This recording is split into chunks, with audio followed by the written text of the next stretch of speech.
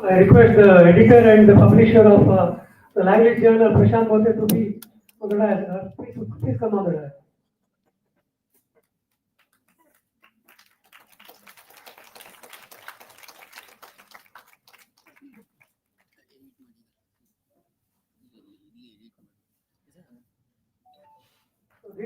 This journal has got, it has reached 42 countries. People across 42 countries publish their articles in this journal. It has got around 36 lakh visitors. And in this journal, we have published 106. In this print form, we have published around 106 journals. Sorry, 106 articles. Remaining articles will be published later.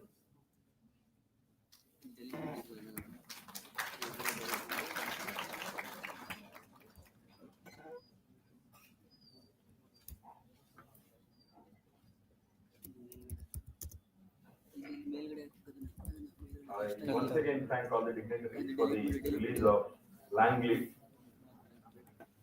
Oh, before we proceed ahead with the inaugural address, I now request Dr. Srikanth to introduce Professor Sinesh Dishanayake Bandara.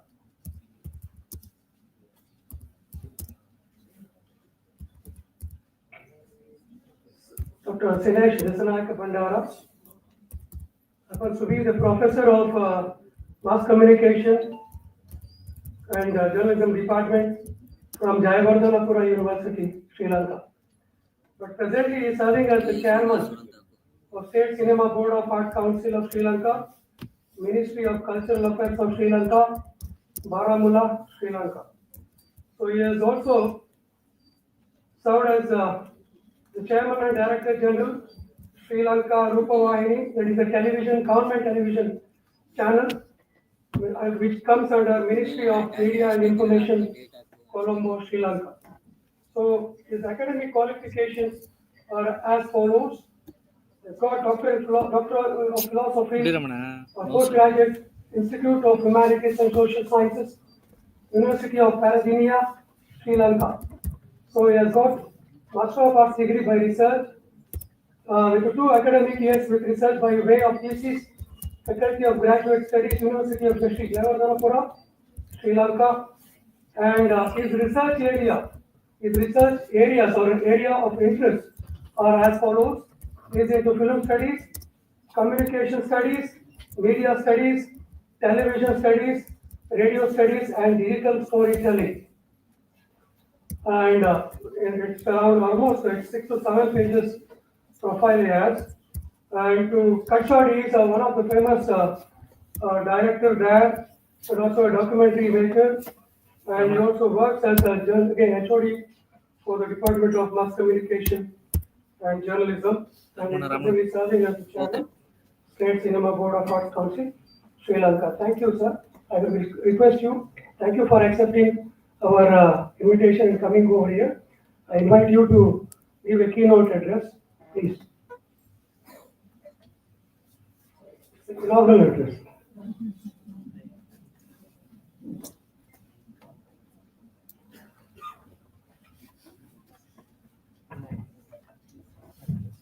Thank you, Professor Srikanth, for your very kind introduction. Good morning, everyone, all distinguished invitees, as well as researchers and the scholars.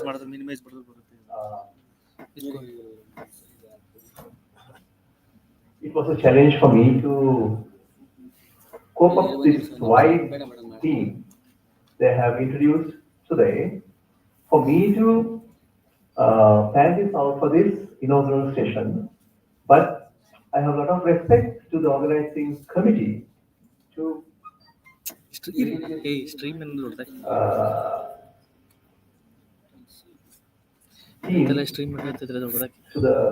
this sort of a symposium in the backdrop of where the AI is persuading and influencing cinema, literature, and the culture. And I'm so thankful to Vice Chancellor as well as the organizing secretary and the chairman of the Srikanth, as well as the founder, the Vice Chancellor, for giving me this invitation to come here and share my views on this. So I thought of I should come with a proper planned presentation in this way, by this PowerPoint presentation, not to miss anything which I have in my mind to share with you, because I know there are a lot of scholars and researchers here, and even though, as Srikanth mentioned, that I'm in that caliber, I still love to do research and presentations as an academic. Even day before the yesterday I arrived here, I presented another paper at our another university on the 31st October. So the confluence of cinema, literature, and culture is a term which covers the holistic wider range of the area where cinema, literature, and culture meet. This is what I am when I was given this invitation from this Karnataka State Open University. This is where I was how to summarize all this content into this small time of inaugural address.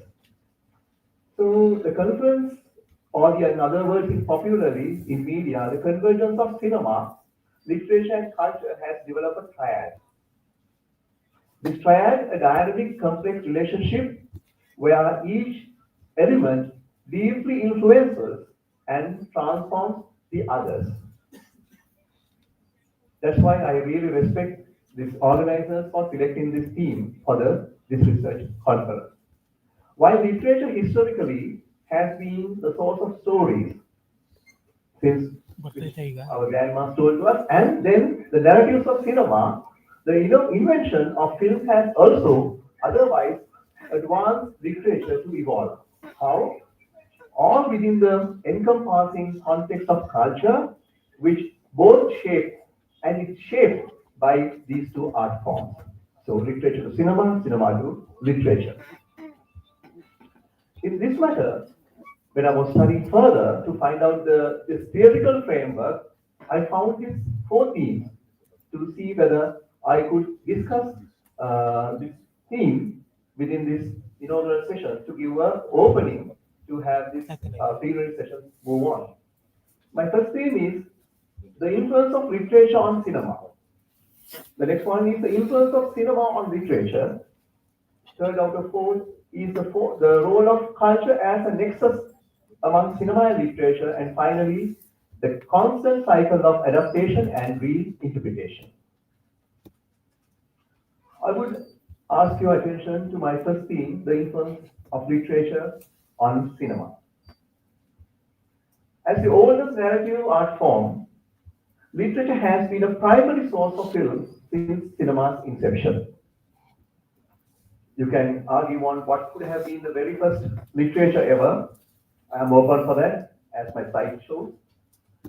So, under that, my main theme, I have three sub-themes to discuss here with you. That's adaptation and inspiration, narrative foundation, and aesthetic and thematic enrichment. You would see here the Muybridge's Horse in Motion, Lumiere's The Train's Arrival, as well as the Trip to the Moon by, which film released in 1902 by, and this film is identified as the world's first screenplay ever recognized. So you can see that, not only that, this particular movie was inspired from the Jules Verne's novel, which published in 1865. So you could see that how historical and how long it was, how the literature had influence on films.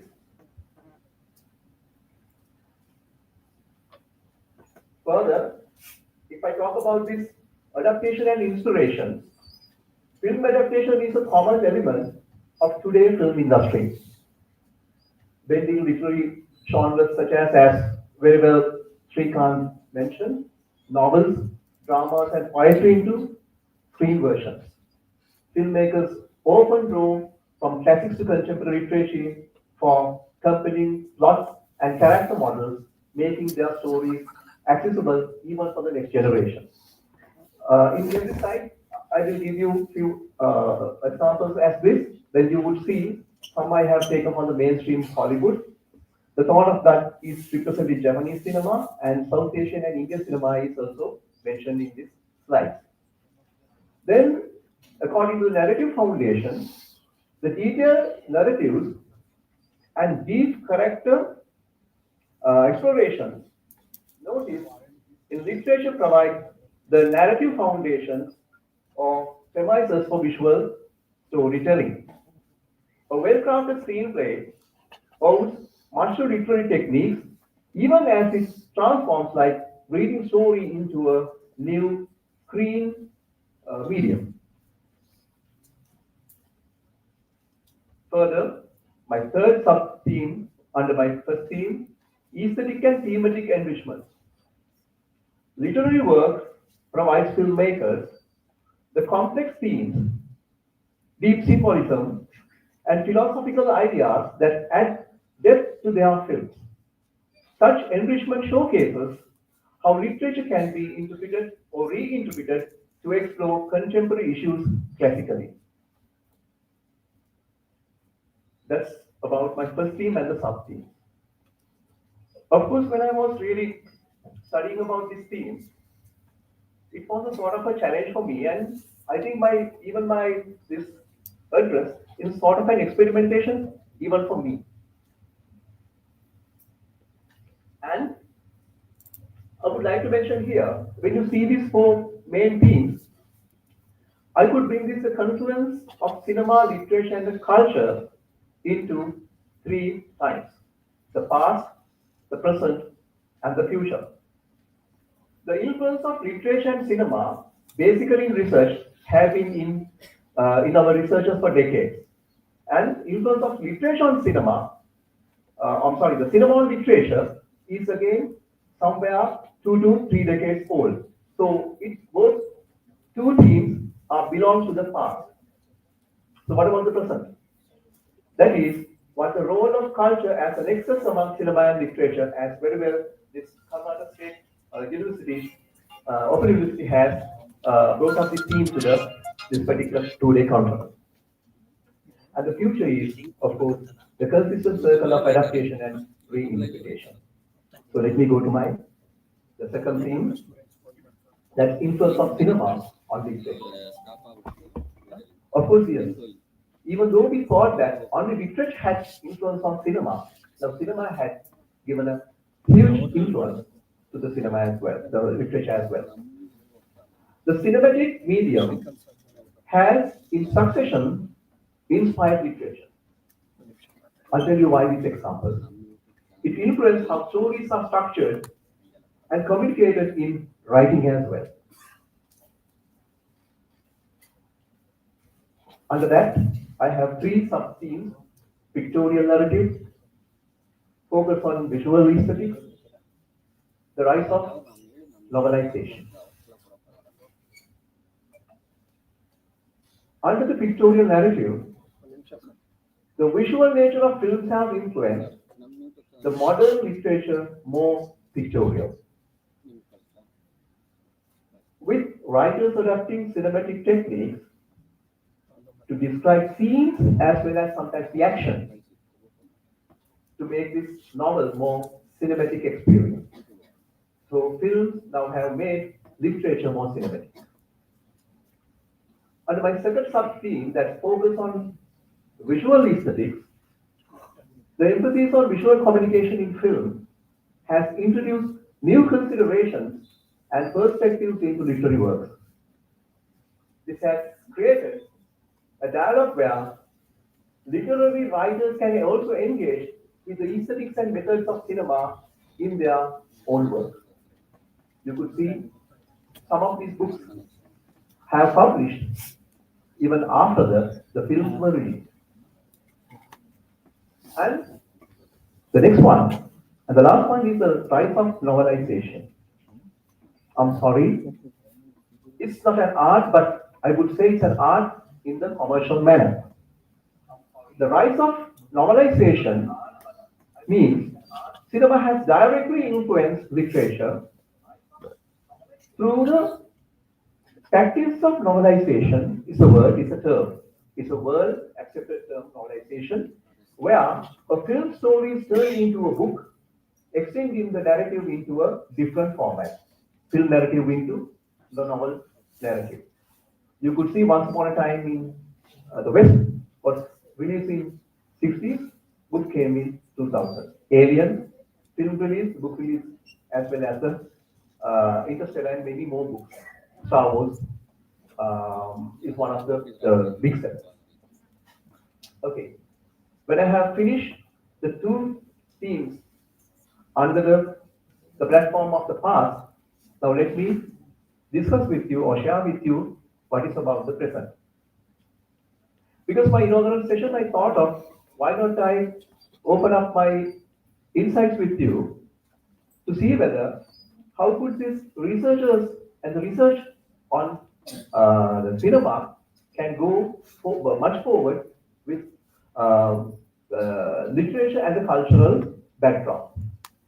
So the present what it is, as what we are doing now, that's the role of culture as a nexus or the meeting place, the rendezvous among cinema and the literature. Here it is. As you all can very well see, the theme of the two-day international conference is on this, the confluence of cinema, literature, and culture. This is where I think I should give my credit to the Karnataka State Open University to bring this conference where the world is also standardized. Because this is where the most of the world scholars as well as the professionals are really discussing about. So under this, there are the four sub-themes coming under, because the culture stands a dynamic element in the relationship as an active force that informs and it is reflected by the both art forms, cinema and literature. So the roles of a mirror and a catalyst, cross-cultural understanding, influence on historical memory, and global cultural exchange. Let me share that with you again. Under the roles of the mirror and the catalyst. So it's a one role but the dual form. The both cinema and literature functions as mirrors of society, reflecting values, beliefs, and struggles of the culture. Again, in otherwise, they also act as catalysts for change, challenging social norms, and sparking important public conventions about issues like discrimination, gender, social injustice. Then, under the cross-cultural understanding, cinema and literature provide windows into customs and societies of the diverse cultures. Therefore, any national cinema can offer insights into its cultural traditions, and reading literature from another region can expose their readers to different perspectives, fostering empathy as well as the inclusivity. Finally, the influence on historical memory. Cinema and literature facilitate form a kind of a society's collective memory of the past to the future, from the previous generation to the next generation. The cinema and the literature has generated lasting, resonant images of historical periods that influence how generations understand about their heritage. And global cultural exchange, that's the final out of the four. With globalization, cultural elements from international films and literature spread worldwide. This cross-pollination influences local tastes and promotes a broader, more interconnected cultural landscape. So, film and literature at this nexus will create the either reader of the novel or the viewer of the cinema culturally global.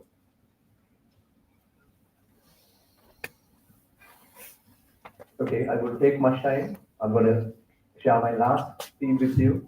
That's the constant cycle of adaptation and the reinterpretation. I would like to discuss this in academia rather than you can find a lot of approaches to this in different ways. But because most of the participants here are academics, researchers, I thought of it should be the academic approach is more essential. In academia, future studies on this theme will progress beyond fixed content comparisons, what we usually used to use. Then we will change into modern research methodologies. The next one is the scholars would explain digital humanities as research methods to map the research problems and research gaps in the concept of cinema and literature, text, and culture.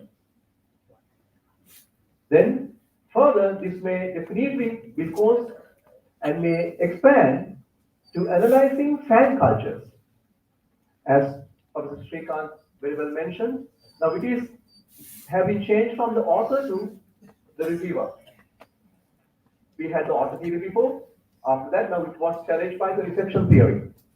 So likewise, with these new circumstances, especially with the AI, the social structures and shared practices created by enthusiasts, the film lovers, film goers, film audiences, it will be expanded via algorithmically generated narratives. Finally, the research objectives will definitely would provide deep understanding of modern meaning for the advantages, not only for the academia, even for the advantage of the cultural industry. So I would like to summarize my last theme in this way. It would be progressing the beyond fixed content comparisons, utilizing the digital humanities methodologies, analyzing the expanding of reception of fan cultures, and propositioning the cultural industry strategies. That's my presentation today. So this was my map which I want to share with you. So I really wish from the bottom of my heart the Karnataka State Open University to have this conference will be going to be definitely a brainstorming for the next level research, because this now has been come from the past to the present now to the future. Thank you very much.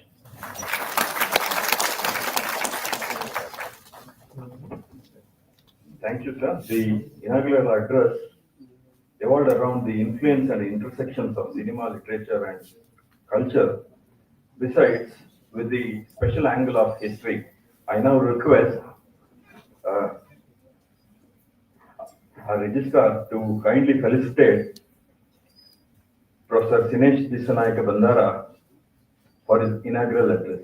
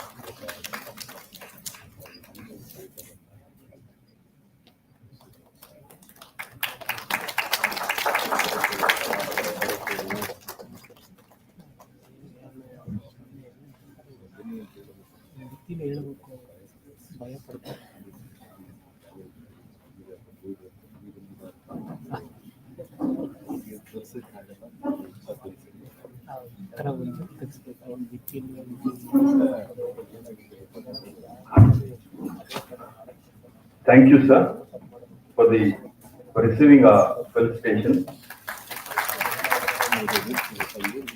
So, ladies and gentlemen, we are all overwhelmed to have the Jnanapita awardee, Dr. Chandrasekhar Kambara, with us. Before I request the chief guest, Dr. Chandrasekhar Kambara, to deliver his chief guest address, I now request Dr. Madhura to introduce the chief guest.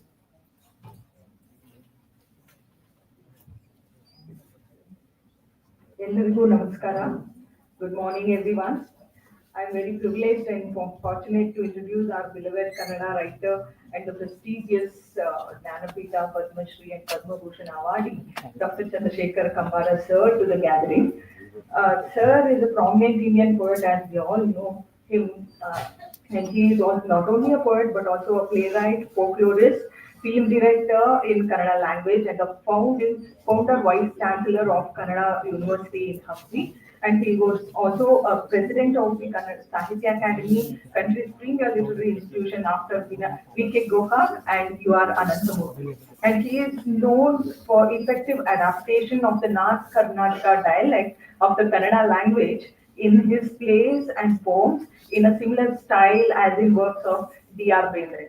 Kambara's plays mainly revolve around folk or mythology interlinked with contemporary issues, inculcating modern lifestyle with his hard-hitting poems. And he has been conferred with many prestigious awards, including the Padma Bhushana in 2021, Jnanapita Award in 2011, Sahitya Academy Award, and the Padma Shri Award by Government of India.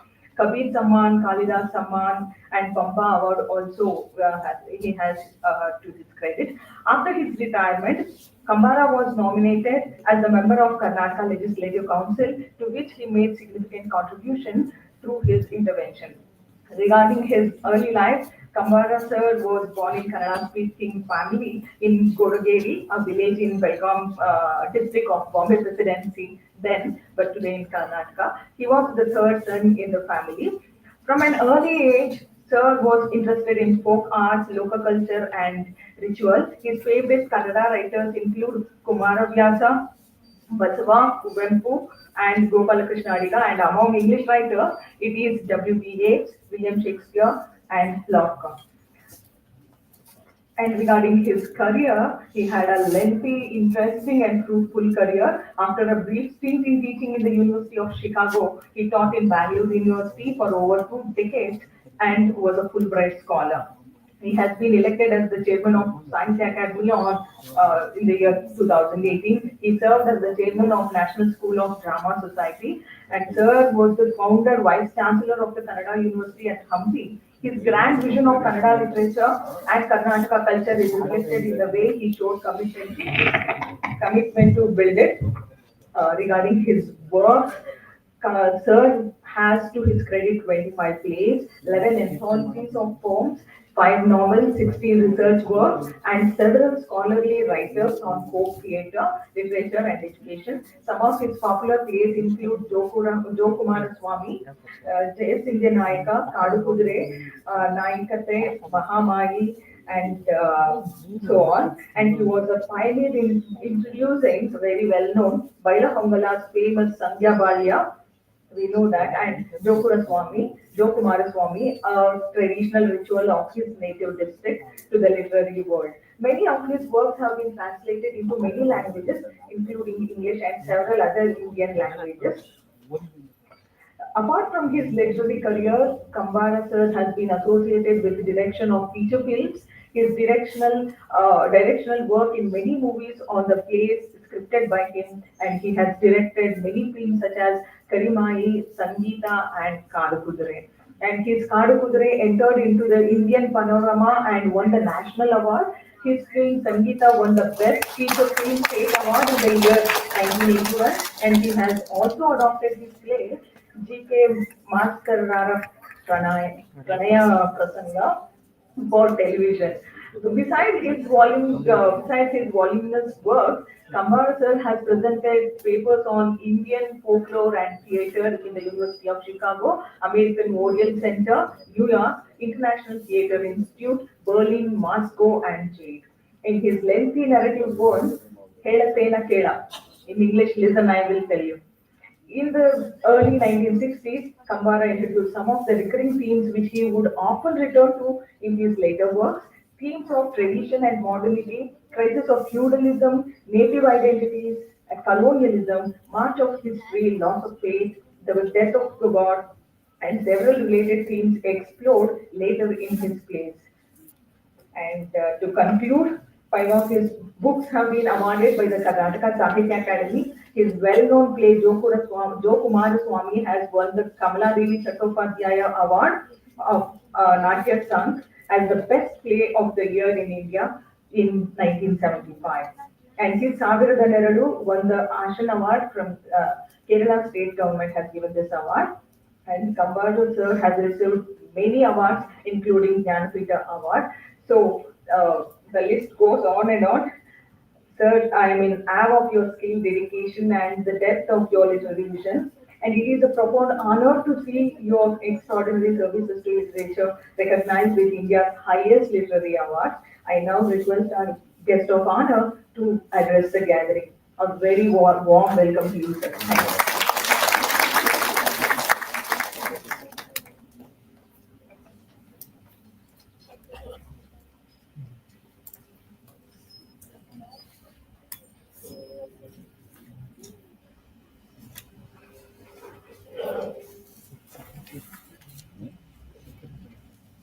ಎಲ್ಲರಿಗೂ ನಮಸ್ಕಾರಗಳು. ಸಂಸ್ಕೃತಿ ಸಾಹಿತ್ಯ ಮತ್ತು ಕ್ಷೇಮ ಒಟ್ಟಿಗೆ ಸಾಗುವ ಜ್ಞಾನದ ನದಿ. ಸಾಹಿತ್ಯವು ಸಮಾಜದ ಸಂಸ್ಕೃತಿಯ ವ್ಯಕ್ತೀಕರಣವಾಗಿದ್ದು ಭಾಷೆಯ ಮೂಲಕ ಆ ಸಮುದಾಯದ ಮೌಲ್ಯಗಳು, ಪರಂಪರೆ ಮತ್ತು ಬದುಕಿನ ವಾಸ್ತವದ ಚಿತ್ರಣ ನೀಡುತ್ತದೆ. ಆಧುನಿಕ ಯುಗದಲ್ಲಿ ಸಿನಿಮಾ, ನೃತ್ಯ ಕಲೆಗಳ ಸಂಗೀತ ಮತ್ತು ವಿಚಾರಗಳ ಸಾಗರವಾಗಿ ಸಾಹಿತ್ಯದ ಕಥೆಗಳನ್ನು ವಿಭಿನ್ನ ಮಾಧ್ಯಮಗಳಲ್ಲಿ ಪ್ರಸ್ತುತಪಡಿಸುವ ಮೂಲಕ ಹೊಸ ಸಾಂಸ್ಕೃತಿಕ ಚರ್ಚೆಗಳಿಗೆ ದಾರಿ ಮಾಡಿಕೊಡುತ್ತದೆ. ಕನ್ನಡ ಚಿತ್ರರಂಗದಲ್ಲಿ ಅನೇಕ ಕಲಾತ್ಮಕ ಸಮಾಜಕ್ಕೆ ಕಥೆಗಳು ಸಾಹಿತ್ಯದ ಪ್ರೇರಿತವಾಗಿ ಮೂಡಿಬಂದಿವೆ.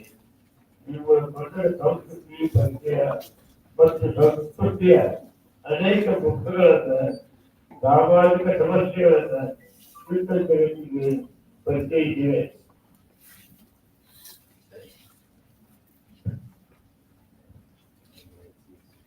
ಸಾಹಿತ್ಯ, ಸಂಸ್ಕೃತಿ, ಸಿನಿಮಾ ಈ ಮೂರು ಸಂಕೀರ್ಣ ಹೊಸ ಆಲೋಚನೆಗಳನ್ನು, ಸಮಾಜಮುಖಿ ಸಂದೇಶಗಳನ್ನು, ಅವು ಕಲಾತ್ಮಕ ಅರ್ಥ ವ್ಯಾಖ್ಯಾನವನ್ನು ಒದಗಿಸುವ ಅಭಿವ್ಯಕ್ತಿಯ ಮೇಲ್ಗೈಯಾಗುವುದು.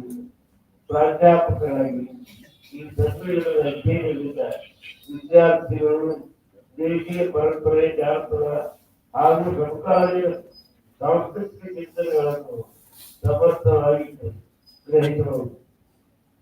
ಈ ವಿಚಾರವನ್ನು ಉದ್ಘಾಟಿಸಿರುವ ನನಗೆ ಸಂತೋಷವಾಗಿದೆ. ಮುಖ್ಯವಾಗಿ ಎಲ್ಲರೂ ತಿಳಿದಾರೆ ಏನಂತಂದ್ರೆ, ಶಬ್ದಕ್ಕೆ ಹೊಸ ಶಕ್ತಿ ಬಂದಿದೆ. ಹಿಂದೆ ಆ ಶಕ್ತಿಯನ್ನು ಯಾರು ಬಿಟ್ಟಿರಲಿಲ್ಲ, ಈಗ ಕಂಡಿದ್ದಾರೆ. ಶಬ್ದಕ್ಕೆ ಹೊಸ ಶಕ್ತಿ ಬಂದಿದೆ ಅಂತ ನನಗಿರುತ್ತದೆ. ಅದು ಅಲ್ಲ. ಈ ಬಗೆಗೆ ಪ್ರಪಂಚದಲ್ಲಿ ಬೇಕಾದಷ್ಟು ಶಕ್ತಿಗಳ ಅರ್ಥ ಇದ್ದಾವೆ. ನಾನು ಹೇಳೋದೇನಂತಂದ್ರೆ, ಶಬ್ದಕ್ಕೆ ಶಾಬ್ದಿಕವಾದ, ಕಾವ್ಯಾತ್ಮಕವಾದ ಅರ್ಥಗಳು ಬರೋ ಹಾಗೆ ನೋಡೋದಕ್ಕೆ, ನೋಡುವ ಚಿತ್ರಕ್ಕೆ, ಕಣ್ಣಾರೆ ನೋಡುವ ಚಿತ್ರಕ್ಕೆ ಬರೋದಿಲ್ಲ. ಅಂದ್ರೆ ಕಾವ್ಯ ನೋಡಿದ್ರೆ ಹೊರತು ನಾವು ನೋಡುತ್ತಿರುವಂತಹ ಈ ಚಿತ್ರ ಇದು ನೋಡುವುದಲ್ಲ. ಇದಕ್ಕೆ ನಾವು ತೊಡಗಿಸುವಂತ ದೃಶ್ಯ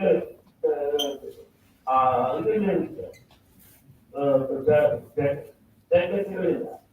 ನಾವು ಇಮ್ಯಾಜಿನ್ ಮಾಡಿ ಅದರ ಕೌಶಲ್ಯ, ನಮಗೆ ಕೌಶಲ್ಯ ನೋಡಿ ನಾವು ಏನೇನು ಕಲ್ಪನೆ ಮಾಡಿರ್ತೇವೆ ಅದನ್ನೆಲ್ಲ ಕಾವ್ಯ ಕೊಡೋದಕ್ಕೆ ಸಾಧ್ಯ ಇಲ್ಲ. ಅದಕ್ಕೆ ನಾನು ಹೇಳೋದೇನು ಅಂತ ಹೇಳ್ತಂದ್ರೆ, ಕಾವ್ಯಕ್ಕೆ ಶಕ್ತಿ ಬರೋದು ನಾವು ಓದೋದ್ರಿಂದ ನಾವೇನ್ ಪಡ್ಕೊಳ್ತೇವೆ ಆ ಅದ್ಭುತ ಅವರಿಂದ ಶಕ್ತಿ ಹೋಗ್ತದೆ. ನಾವೇನು ಇಲ್ಲಿ ಇದರಲ್ಲಿ ಕಾಗದಗಳಲ್ಲಿ ಕೊಡ್ತೇವೆ, ಅದು ಹಾಗೆ ಹೀಗೆ ಹೇಳೋದಿದೆಯಲ್ಲ, ಅದು ಆಗೋದಿಲ್ಲ, ಅದು ತಪ್ಪು ಅಂತ ಹೇಳ್ತಾ ಇದ್ದೀವಿ. ತಪ್ಪು ಯಾಕೆ ಅಂತಂದ್ರೆ ಹಾಗಾಗೋದಿಲ್ಲ. ನಮ್ಮ ಕಲ್ಪನೆ ಪ್ರಕಾರ ಒಂದು ಕಾವ್ಯವನ್ನು ನಾವು ಇಮ್ಯಾಜಿನ್ ಮಾಡಿ ಹಾಗೆ ಒಂದು ಕಾವ್ಯವನ್ನು ಸೃಷ್ಟಿಕೊಂಡ ಹಾಗೆ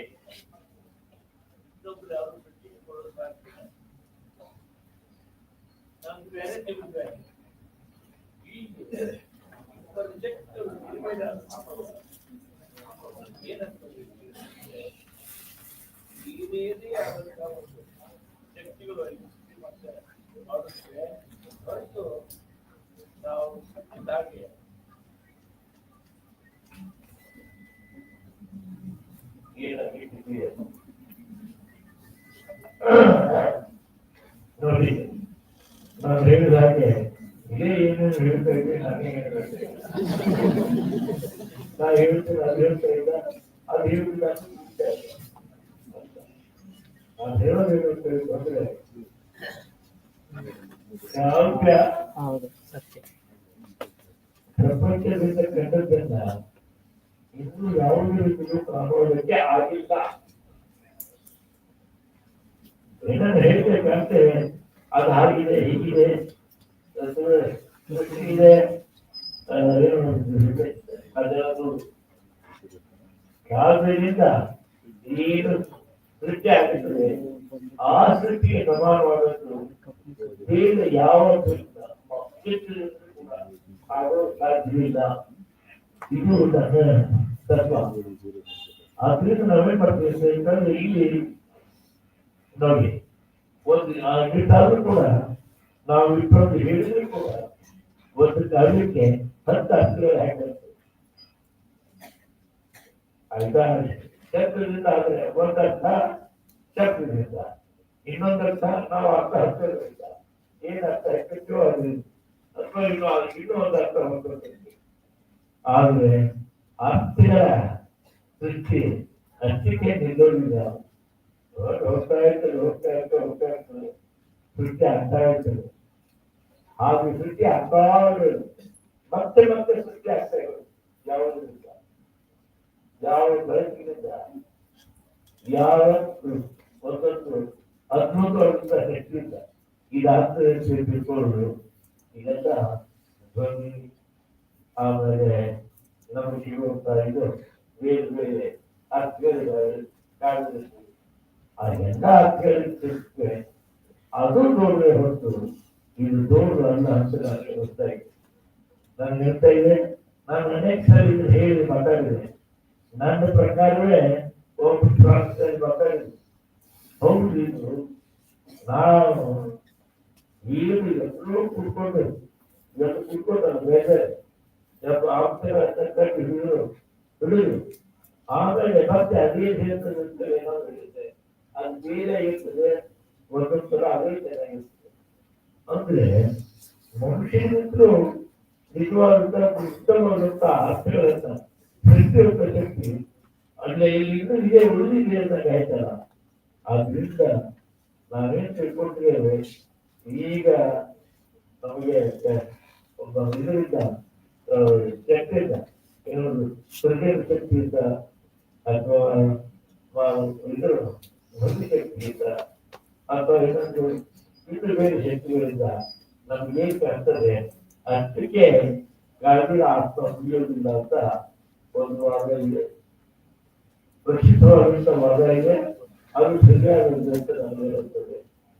ಹೀಗೆ ಅಂತೂ ಇನ್ನು ಕಾಲದಲ್ಲಿ ಅಖಂಡವಾಗಿ ಬೇಕಾಗುತ್ತದೆ ಮತ್ತು ಸೃಜನಾತ್ಮಕವಾಗಿ ಎಷ್ಟೋಗಿದೆ ಅಂತ ಸೃಜನ ಶಕ್ತಿ ಕಾಲಕ್ಕಿದೆ, ಕಾಲಕ್ಕೆ ಬರ್ತದೆ. ಕಾಲಕ್ಕೆ ಬರೋದು ಅದು ಎಲ್ಲಿ ಅಂತಂದ್ರೆ ನಮ್ಮ ಕೈಲೇನೆ, ನಮ್ಮ ಶಕ್ತಿಯನ್ನೇ ಅವಲಂಬಿಸಿರ್ತದೆ ಅಂತ ಹೇಳಿ ಹೇಳಬೇಕಾಗ್ತದೆ. ಒಂದು ಇದು ಸರಿಯಾದಂತ ಒಂದು ಯೋಚನೆ ಅಂತ ಹೇಳಿ ಅನ್ನಿಸ್ತದೆ. ಆ ಬಗ್ಗೆ ನಮಗೇನು ಶ್ರಮ ಗೊತ್ತಿಲ್ಲ, ಯೋಚನೆ ಮಾಡ್ತೀವಿ. ಬರಲಿಕ್ಕೆ ಒಂದಷ್ಟು ಯಾಕಂದ್ರೆ ಈ ಶತಮಾನದಲ್ಲಿ ಮಾತ್ರ ಈ ಶಾಸ್ತ್ರಗಳು ಕಾಲಿಕ್ಕೆ ಇಷ್ಟೊಂದು ಈ ಶಾಸ್ತ್ರಗಳು ಇರಲಿಲ್ಲ. ಏನಪ್ಪ ಈಗ ಎಷ್ಟು ಬರ್ತಿದೆ, ಎಷ್ಟು ಅಖಂಡವಾದಂತಹ ಶಕ್ತಿಗಳು ಬರ್ತಿದೆ. ಈ ಶಕ್ತಿಗಳು ಬರುವುದಕ್ಕೆ ಕಾರಣ ಏನು ಅಂತ ಹೇಳಿದ್ರೆ ನಾವು ಇಲ್ಲಿಗಳಿಗೆ ಕಂಡದ್ದು ಬಹಳಷ್ಟು ಚಿಕ್ಕದು ಚಿಕ್ಕದು ಸಣ್ಣ ಸಣ್ಣ ಅಕ್ಷರಗಳನ್ನು ಕಂಡಿದ್ದೇವೆ. ಅದರಿಂದಲೇ ಎರಡೋ ಮೂರು ಅಕ್ಷರ ಕಂಡುಕೊಂಡಿದ್ರೆ ಆ ಎಲ್ಲ ಅಕ್ಷರಗಳನ್ನು ನಾವು ಬಹಳ ಸಂತೋಷಪಡ್ತೀವಿ ಹೊರತು ಇನ್ನೂ ಹೆಚ್ಚು ಅಕ್ಷರ ಇದೆಯನ್ನು ನಾವು ನೋಡಿದ ಕೇಳಿ ನಮಗೆ ಅನುಭವಿಸುತ್ತದೆ ಮತ್ತು ಆ ರೀತಿಯಲ್ಲಿ ನಾನು ಯೋಚನೆ ಮಾಡ್ತೇನೆ. ಎಷ್ಟು ಜನರು ಅಂತಂದ್ರೆ ನಾಟಕಗಳನ್ನ ಅಥವಾ ಕೃತಿಗಳನ್ನು ಓದುವಾಗ ನನಗೆ ವಿಷಯ ಈವರೆಗೆ ನಾವುಗಳೆಲ್ಲ ಹೇಳಿರುವಂತಹ ಅರ್ಥಗಳಿಗಿಂತ ಇನ್ನೂ ಹೆಚ್ಚಿನ ಅರ್ಥಗಳಿವೆ ಅಂತ ಹೇಳಿ ಈಗೀಗ ಅನೇಕ ಸಂದರ್ಭಗಳು ಅಂದ್ರೆ ಏನು ಅಂತ ಹೇಳಿದ್ರೆ ಆಘಾತಗಳು ಅಂತ ಹೇಳ್ತಾರೆ ಇಷ್ಟೇ ಆಘಾತಗಳಲ್ಲ, ಇನ್ನೂ ಹೆಚ್ಚಿನ ಅವುಗಳನ್ನು ಕಂಡುಕೊಳ್ಳಲಿಕ್ಕೆ ಇನ್ನೂ ಹೆಚ್ಚಿನ ಸಾಧ್ಯತೆಗಳಿವೆ, ಸಾಧ್ಯತೆಗಳು ಸೃಷ್ಟಿಯಾಗ್ತಾ ಇದ್ದಾರೆ ಅಂತ ಹೇಳಿ ನನಗೆ ಬಹುಶಃ ಈ ಬಗ್ಗೆ ನೀವೇನು ಯೋಚನೆ ಮಾಡ್ತಿದ್ದೀರೋ ನಾನು ಗೊತ್ತಿಲ್ಲ. ಆದ್ರೆ ಕಾವ್ಯ ಇನ್ನೂ ಅನೇಕ ಅರ್ಥಗಳನ್ನು ಕೊಡ್ತದೆ, ಇನ್ನೂ ಅನೇಕ ಶಕ್ತಿಗಳನ್ನು ಕೊಡ್ತದೆ, ಇನ್ನೂ ಏನೇನೋ ಕೊಡ್ತದೆ. ಆದ್ರೆ ನಾವೇನು ಕಾವ್ಯ ಅಂದ್ರೆ ಇದರಿಂದ ಅರ್ಥವನ್ನು ಕೇಳಿ ಇಲ್ಲಿಯವರೆಗಿನ ಉಪಯುಕ್ತತೆಗಳಿಂದ ಹೇಳಿದ್ರಲ್ಲ ಇಷ್ಟೇ ಅಲ್ಲ, ಇನ್ನೂ ಇದಾವೆ ಎಷ್ಟು ಅಂತೀವಿ ನಮ್ಗೆ ಇದು ತನಕ ಗೊತ್ತಿಲ್ಲ ಅಂತ ಕೂಡ ಕೆಲವು ವಿದ್ವಾಂಸರು ಹೇಳ್ತಿದ್ದಾರೆ, ಕೆಲವು ವಿಮರ್ಶಕರು ಹೇಳ್ತಿದ್ದಾರೆ. ಇದಕ್ಕೂ ಕೂಡ ಒಂದು ಅರ್ಥ ಇದೆ ಅಂತ ನಾವು ತಿಳ್ಕೊಂಡ್ರೆ, ಇದಕ್ಕೂ ಕೂಡ ಒಂದು ವಿಶೇಷವಾದಂತ ತಿಳುವಳಿಕೆ ಇದೆ ಅಂತ ನಾವು ತಿಳ್ಕೊಂಡ್ರೆ ಬಹುಶಃ ಕಾವ್ಯಾರ್ಥ ಇನ್ನೂ ಇದೆ ಅಂತ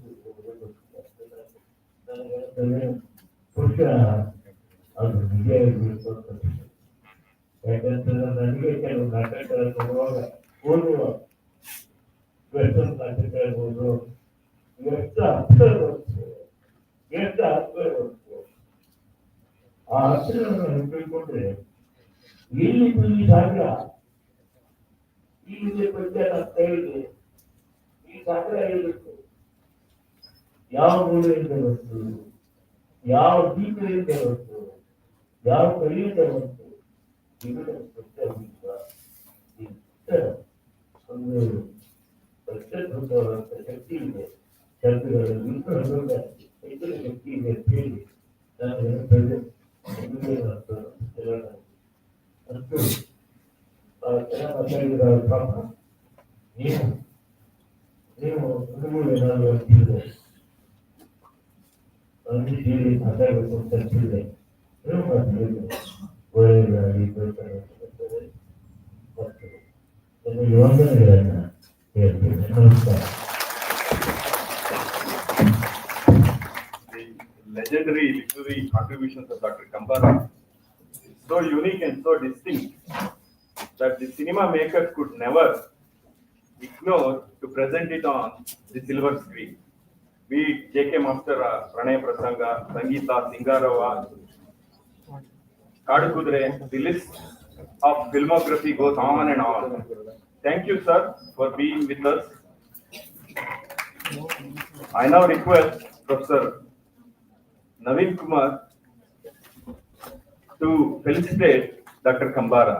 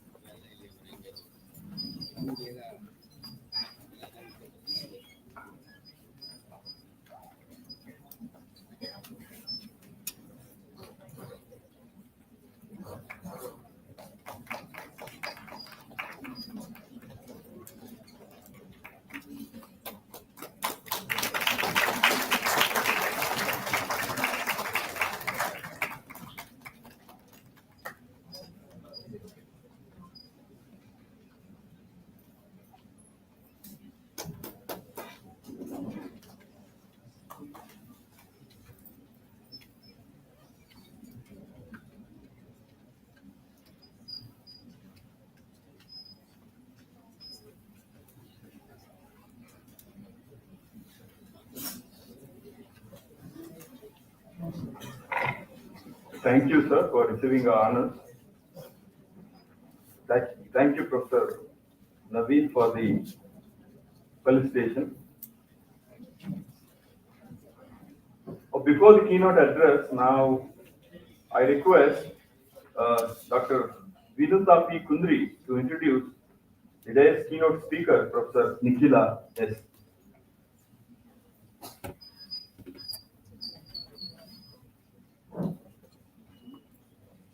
Good morning, everyone. I am extremely honored to introduce Dr. Nikhila to this August gathering. Dr. Nikhila S. is currently a professor in the Department of Film Studies at the English and Foreign Languages University, Hyderabad. Her area of interest is gender studies and film studies. She has a distinguished academic background, having received first rank in her MA from Bangalore University, ninth rank in her BA from the same institution, and the second rank in her second year of pre-university studies in Karnataka. This is remarkable record demonstrates her effort and commitment to academic achievement.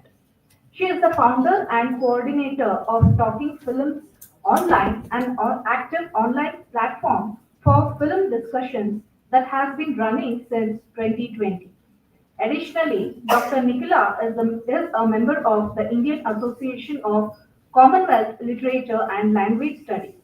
She has taken on various academic responsibilities, including serving on the advisory board of the Indian Journal of Comparative Literature and Translation Studies, an international journal of literature, culture, and translation, and being part of the editorial board of Film and Theatre Research, a peer reviewed international journal.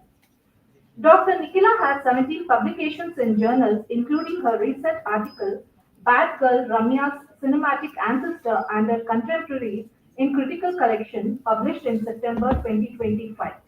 Additionally, she has contributed 23 articles published in books and book chapters, with her latest article titled Of Homogeneous Temporality and Dissonant Spaces, Demarcating a Space from Kannada in Vis-a-vis India in Kannada Parallel Films, published in 2025, published by Routledge. She has actively participated in 116 national and international seminars, workshops, and conferences, recently chairing a session at the International Conference on Global Goals, Local Solutions, Integrating Sustainability in Everyday Life, organized by the IQAC of MLA College for Women and Bangalore Central University in Bengaluru on September 18, 19, 2025. Dr. Nikhila has been invited as a resource person in various literary forums, and at the same time, she has also served as an organizer and coordinator for numerous national and international seminars and conferences. She is associated with Pondicherry University and EFL University in providing research guidance and has adjudicated MA projects, MPhil dissertations, and PhD thesis. Currently, she is managing two ongoing research projects. Dr. Nikhila has held several academic positions, including coordinator of the postgraduate diploma in professional communication in English program and the distance education program at Pondicherry University. She served as head of the Department of Film Studies and Visual Communications at EFL University from 2010 to 2012 and held the position of head of the Department of Film Studies twice from 2015 to 2018 and from March 2021 to March 2024. I am delighted to invite an esteemed academician whose dedication to her craft is both inspiring and unwavering. We are eager to hear your insights, madam. We welcome you to deliver keynote address. Thank you.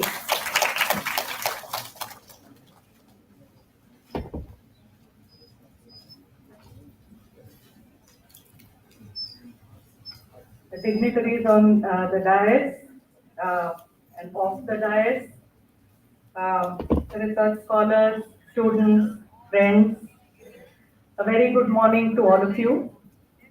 First of all, I must congratulate the organizers of this conference, not only for being ambitious and organizing a conference of this scale, but for holding a conference with a place for cinema in it.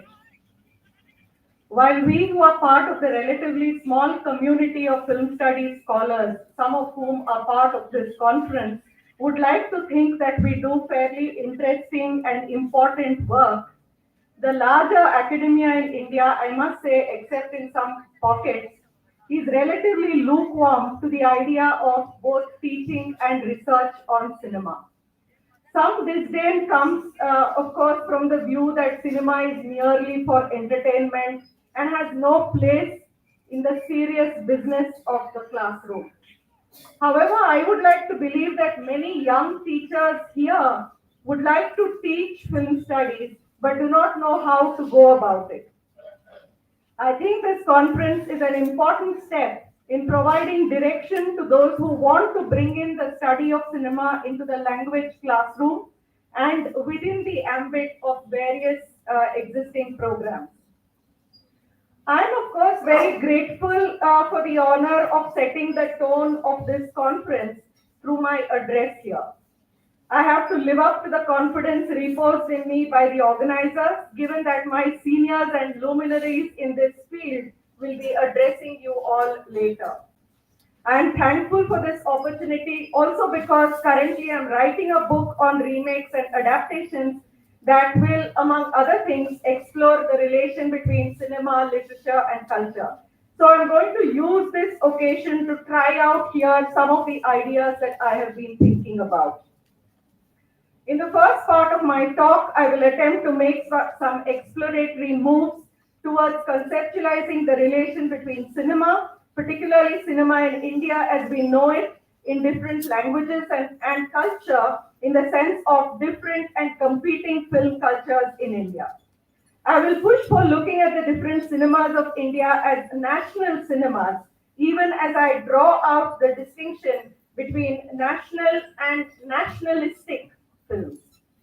In the next part, I will provide a framework for looking at the relation between cinema and literature and how their sequential relation has shaped film culture. In India, films are identified by the language they speak, such as we know Kannada cinema, Tamil cinema, Bengali cinema, Bhojpuri cinema, etc. These are often designated as regional cinema with the assumption that the language the film speaks and the region where it is made or circulates are coterminous, while Hindi cinema, transcending such regional specificity, assumes the position of national cinema. Film scholarship operating within the confines of a specific language often replicates this hierarchy between national cinema and regional cinema. The different language cinemas in India have historically formed themselves as distinctive film cultures, that is, by marking out their distinction vis-a-vis each other.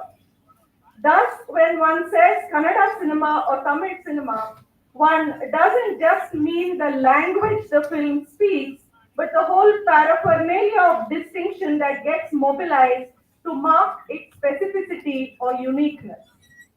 Film cultures in India have grown around specific languages through a process of borrowing, contestation, and competition with each other. The story of how a particular film culture, such as say the Kannada film culture, came to be by defining itself distinctly over time vis-a-vis Tamil, Marathi, Hindi, etc., is a story yet to be told. Much of the history of Indian cinema is a historiography of cinema of a particular language, such as a historiography of Hindi cinema, of Kannada cinema, or Tamil cinema, as if these films came to be and exist in isolation. For instance, some of you might have seen K. Putswami's excellent historiography of Kannada cinema, Cinemayana. What would a history of Indian cinema look like when we regard it as a terrain of borrowings, collaborations, and contestations among different language cinemas? What kind of a history of cinema would emerge if we place cinema as the node in which narratives in verbal form proliferate and magnify through visual, acoustic, and performative rendition? Such a history cannot be told located from within a specific film culture, but by being located within the interstices of film cultures where one can see the movement and traffic among different language films. Before going any further, one has to deal with the different ways in which these cinemas of India have been conceptualized. Some recent film scholarship, for instance, has positioned itself as beyond Bollywood. You all might have come across M.K. Raghavendra's book, which looks at South Indian cinema as beyond Bollywood, or Velayudham, who describes Tamil cinema as India's other film industry. Hindi cinema being the dominant film industry and Tamil being seen as the other. Such studies have highlighted not only the way in which film scholarship has been skewed in favor of Bollywood, but also that Bollywood or Hindi cinema has virtually come to stand in for Indian cinema. In fact, I am glad and I must congratulate the organizers of this conference that they don't have too many plenary speakers here whose primary scholarship is on Bollywood cinema. I have nothing against Hindi cinema except that there is too little work on other Indian language cinemas. While Raghavendra thinks that Hindi cinema has been a national cinema because it's non-local, in a way regional language cinemas have not been, Velayudham notes the cultural hegemony and dominance of Bollywood within the Indian film industry has both marginalized and erased the rich complexities and ethno-linguistic specific cinematic traditions of India. There are scholars who prefer to use the category Indian rather than national or regional to talk about cinema, such as you might have come across Philip Ludgendorff's essay called "Is There an Indian Way of Filmmaking?" Bharno and Krishnaswamy's Indian film also uses India in conceptualizes Indian cinema in this way, where even as it looks at filmmaking activities in different places in colonial and post-colonial India and acknowledges it as a multilingual enterprise involving more than a dozen Indian languages, the diversity is subsumed under the term Indian film. Ashish Rajagopal ties the idea of national cinema to that cinema which is legitimized by the state. He argues that Hindi cinema's virtual elimination from the nationalist Hindi public sphere, its failure to secure state patronage in the form of market protection, production subsidies, etc., have led to Hindi cinema's cultural disqualification from the status of national cinema, as opposed to many regional cinemas such as Kannada, as we know, which possess national characteristics in the sense that they have received state protection in their respective linguistic states. Madhav Prasad's term cinepolitics helps to conceptualize the political relationship that human beings have with cinema vis-a-vis the political body that they find themselves in on account of their territorial location. Since such beings find themselves effaced from public life and reduced to political inexistence, he says cinepolitics is one way in which a surrogate political identity and existence is achieved. If the state gives legitimacy to territorial boundaries, whether of the nation or linguistic state, Madhav Prasad's conceptualization of cinepolitics looks at cinema as a shadow or virtual political institution feeding various imaginations, including those not sanctioned by the state. Ratish Radhakrishna has looked at how terms like region, regional cinema assume an overlap between language, culture, and territory linked to the mid 19th century emergence of language based administrative units.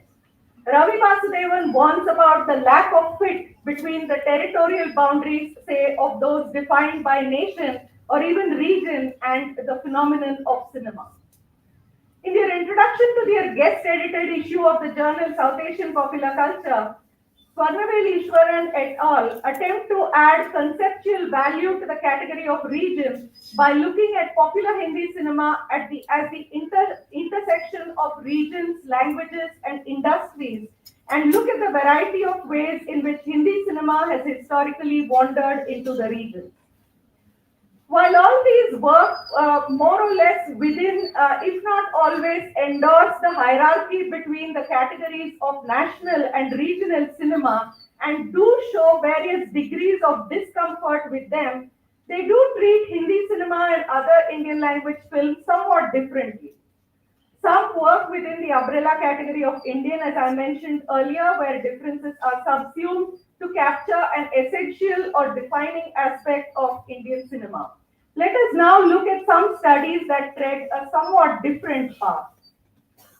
In an extensive and persuasive discussion of the way the book has been conceptualized as cinemas of South India, that is the title of one of the books Soumya Deshama and Satya Prakash edited, they prefer to use the term cinemas of South India to deconstruct the binary of national and regional cinema and also to problematize the neat fit between language and territory that is suggested by the term regional cinema, which does not account for the many cinemas that may exist within a linguistic region.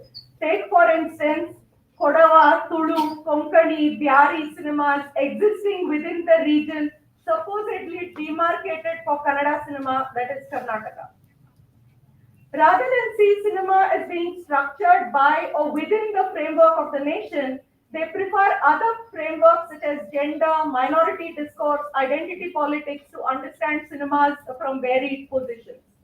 If the term South Indian cinema signifies an essence or set of traits characterizing cinema that is made in South as opposed to, say, North India, the term cinemas of South India allows for looking at complexities, multiplicities, fluidities, and contradictions that the association of a film industry with a language or region would not allow for. In our chapter in the edited book, Theorizing National Cinema, Valentina Vitali asks the all-important question, how then to speak of India, of cinemas of India as national cinema? She argues that if one has to speak of the cinemas of India as national cinema, one has to think of India not as a fixed entity, but as a socio-cultural process. And she writes, just as films can differ one from the other, so can diverse, even contesting nationalisms, intended as shared wills for the future, manifest themselves within one nation. These diverse narrativizations of the nation, she says, are not reflecting the dynamics of a constellation, but staging desired trajectories, irrespective of whether in line or not with the state. In other words, she sees the many cinemas of India as multiple national cinemas. Does this mean then that these different cinemas of India are nationalistic or foreground national identity? Paul Willeman, in a chapter in the same book, Theorizing National Cinema, distinguishes between discourses of nationalism and national specificity or cultural specificity. That is the specificity of a cultural formation. In an extended discussion, he says, the specificity of a cultural formation may be marked by the presence, but also by the absence of preoccupations with national identity. So the discourses of nationalism and those addressing or comprising national specificity are not identical. I have here in mind, say, a film like Girish Kasarwalli's Gulabi Talkies, which is not interested in whipping up nationalist sentiments in the wake of Kargil war, but is interested in seeing how the distant war, through its televisual relay, entered into the most intimate and domestic spaces of a remote village in coastal Karnataka and the kind of transformation that it wrought in the social fabric of that particular village. So Willeman makes this very important, I think, distinction between national cinemas and cinemas that are obsessed with nationalism or nationalist identity. Now let me move to the second part of my paper where I attempt a conceptualization of the relation between cinema and literature and reconnect these to the question of culture as a way of marking the distinction among different filmmaking languages of India. One way of studying the interrelation of cinema, literature, and culture is to study the mobility of narratives within and across languages. As narratives move, they transform. Adaptations are narrative repetitions with differences. Adaptations are those films which have a literary antecedent. Along with remakes, adaptations can be seen as simply films engaging in repetition. As opposed to genre, which is conceptualized in terms of genus or family of resemblance, remakes and adaptations are texts that repeat and are marked by difference. A genre could be characterized as belonging to the order of generality. As Deleuze would say, each particular of a generality could be exchanged or substituted. So, a film that is part of a genre, say an action film or a horror comedy, could be replaceable by any other film in the same genre. But each film in a remake and adaptation sequence is a singularity. What Deleuze says of festivals as repeating the unrepeatable is also the way in which one can conceptualize the singularity of a remake or adaptation.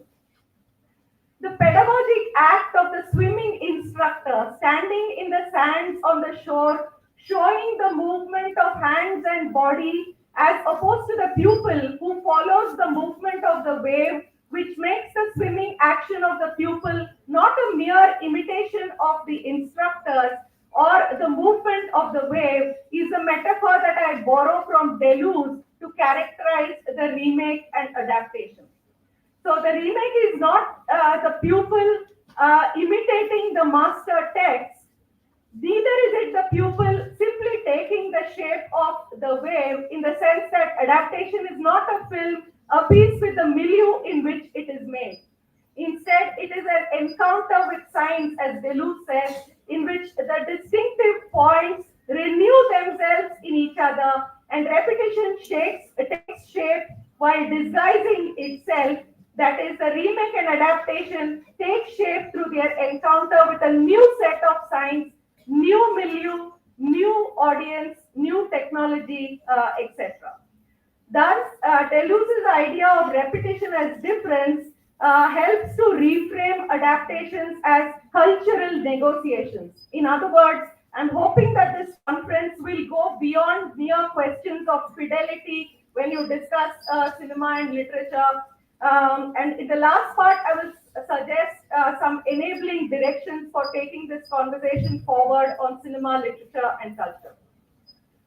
Following from Bourdieu, who looks at culture as a cultivation of distinction and taste, it can be said that adaptations are not simply characterized by difference, but also by taste for a certain film and the imaginary categories of evaluation that are brought to bear upon it, such as not only descriptions such as was made in the morning when you heard the speakers talk about cinema as not so serious. Sometimes it may be described as trashy. Cinema of the past was better. Cinema now is not so good. It is a copy, mere imitation, pale comparison to the original, etc. Such evaluations indicate that culture could simply mean what adaptations don't have or ought to have, which the literary text has. So literary text is seen as full of culture, whereas film is seen as a poor cousin. Let us concretize this discussion in a well-known literary adaptation in Kannada, Parasangada Gendethima, 1978. When a film is made based on a literary text, much of the discussion centers around how the film is an inferior version, that it does not do justice to the literary text, etc. A similar response erupted at a press meet, this time from journalists, when the Kannada film Parasangada Gendethima was released in 1978. Their objection seemed to have been to how the film had given a different turn, Berandu Tiruvu, to the novel of the same name by Sri Krishna Alaganli that was published in 1974. We need not speculate here about what they meant by different turn, but we know for a fact that Gendethima the film invited an A certificate from the censor board, while the novel did not come under any such scrutiny. In fact, the novel is seen as important enough to merit translation into English as Gendatima in the Modern Indian Translation series published by Macmillan in 1998. Similarly, if we see the if we see filmic remake as a yardstick of the success of a film, we can say that the Kannada film Parasakate Gendatima was immensely successful, seeing remakes in Tamil as Rojapu Ravikekari and Telugu as Kottaniru. Going by the press meet controversy of the Kannada film and the title of the Tamil version, Rojapu Ravikekari, that is the woman of the rose-flowered blouse, the literati who often determine taste may denounce the filmic versions for sexualizing maybe the filmic protagonist, pointing out that this is not the preoccupation of the novel. They may conclude that literature caters to refined taste, whereas cinema caters only to more prurient tastes. This raises questions as to what is this yardstick of defining taste with which we measure cinema and literature. Is it related to the visualizing of female sexuality? Why does sexual explicitness need to be policed for a filmic audience but is considered acceptable when it is presented to a literary readership? What processes of transformation make a text characterized as having literary value or merit into one serving what is characterized as prurient taste? Let us use this occasion of this conference to reflect upon the puritanism, or you can call it madivantike, of the language departments in particular and academia in general that look down upon cinema with such yardstick. Again, film adaptations could be used to not only think about the literature cinema divide, but also the divide that exists between and among English and other Indian languages. It is considered perfectly acceptable to use an American or British film, basically a filmic adaptation of Shakespeare in English. When I was a student, if an adaptation was shown in class, it was more or less a British or an American adaptation of Hamlet, which was shown to us. Why not opt for Shakespeare's plays, that have come in multiple Indian languages and which have been transformed to the Indian context? Why not, let us say, use the Tulu film Paddai when discussing Macbeth? Or take, for instance, the various Kannada films having different degrees of proximity with Shakespeare's play, The Taming of the Shrew. Many batches have studied The Taming of the Shrew. I don't know how many batches have actually watched these Kannada films shown to you. I could identify at least 5 Kannada films which are said to be based on Shakespeare's play. I'll come back to this question of how to identify the so-called adaptations, the so-called pretexts of adaptations. The 5 Kannada films so identified as based on Taming of the Shrew are Mane Tumbida Hennu 1958. Mane Tumbida Hennu also goes on to have a Telugu remake called Gundamma Katha. Abba Hudagi, which came in 1959, Veera Kesari, that came in 1963, Bahadur Gandu, 1976, and Nanjundi Kalyana, 1989. Of course, each of these films has varying degrees of similarity with Shakespeare's play, but that is not my point. And I have spoken at length earlier, about all these films at a seminar that was organized in the English department in Central University of Karnataka, so I'm not going into that. My question here is, what did Shakespeare's The Taming of the Shrew give to Kannada cinema? Through Abba Hudagi, it gave, for instance, a character like Sharmishta, a strong anti-marriage, proto-feminist character. She's president of the League of Women who are against marriage, who see it as an institution of enslavement of women, as an encumbrance in the way of women's achievement in varied fields. Abba Hudagi offered prototype of a modern but misunderstood woman, critiquing patriarchy from a position, though it is not named so, which is not far from a feminist one. And interestingly, Dr. Rajkumar is a minor character. At this point in time, he is on the periphery of the film's narrative. As Suresh, husband of Sharmishta's younger sister, by way of his wishes for Sharmishta at the end, when he says that she should give birth to a boy or girl, it doesn't matter, but certainly not one like her. I always watch that section of the film with a pang. It almost seems like a prophetic pronouncement, or you could say it has proved to be a curse for such female characters virtually disappear from the Kannada screen in the coming years. Instead, you will get films like Bahadur Gandu, not Appa Ahudugi, but Bahadur Gandu, where Dr. Rajkumar as the male star assumes center stage. And when the male star assumes center stage in cinema, we know that the line between man wooing and taming or harassing the girl gets erased. Or this becomes the way of manifestation, male star's manifestation of love towards the female. Further, the male hero is not only a lover, but also the moral and social epicenter of the film. And one of his so-called noble tasks is to suitably reform and tame the female woman into the female in the film. By looking at successive adaptations of an Urdu text, such as the Taming of the Shrew, we can not only map the gender politics in and through cinema, but can also think of another approach to write film history. And this need not be which is the first Kannada color film, which is the first CinemaScope film.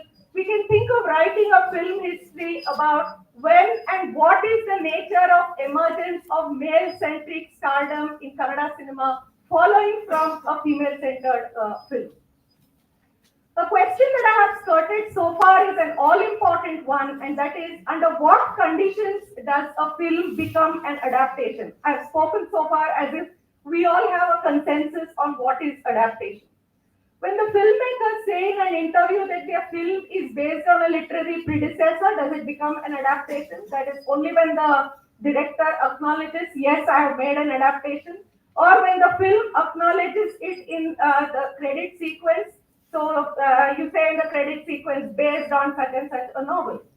Rather than take it for granted that we know which film or when a film is an adaptation, let us probe this aspect further.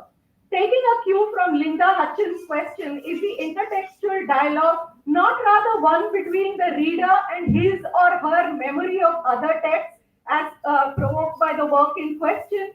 We need not assume that an adaptation follows authorial acknowledgement of sources and influences.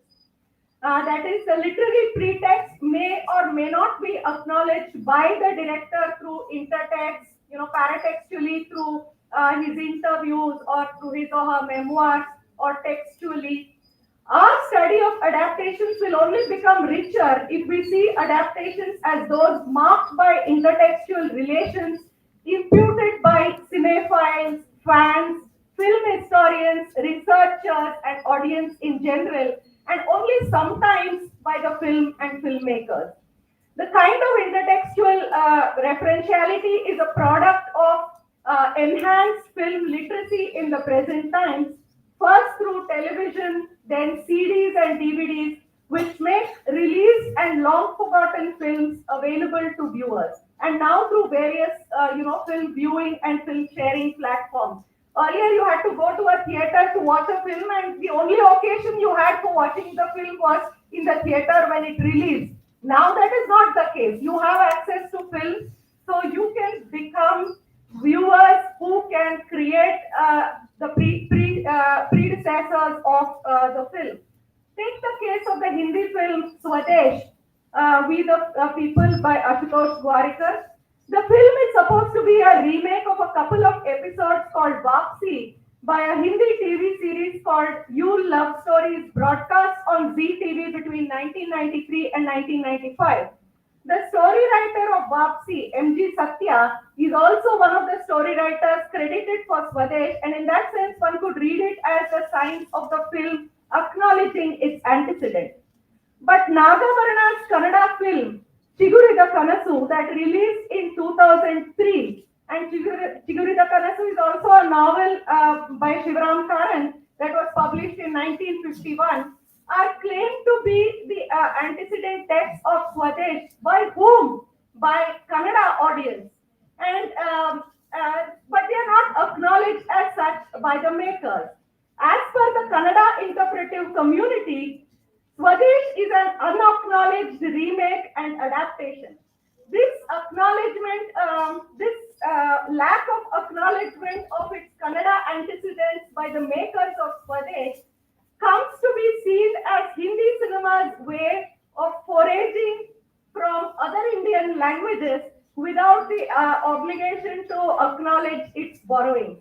Thus, looking at the politics of identifying adaptations here throws immense light on not only the textual relationship, but also the relationship between Hindi and other Indian languages, and also the contestations in the federated structure of the Indian nation.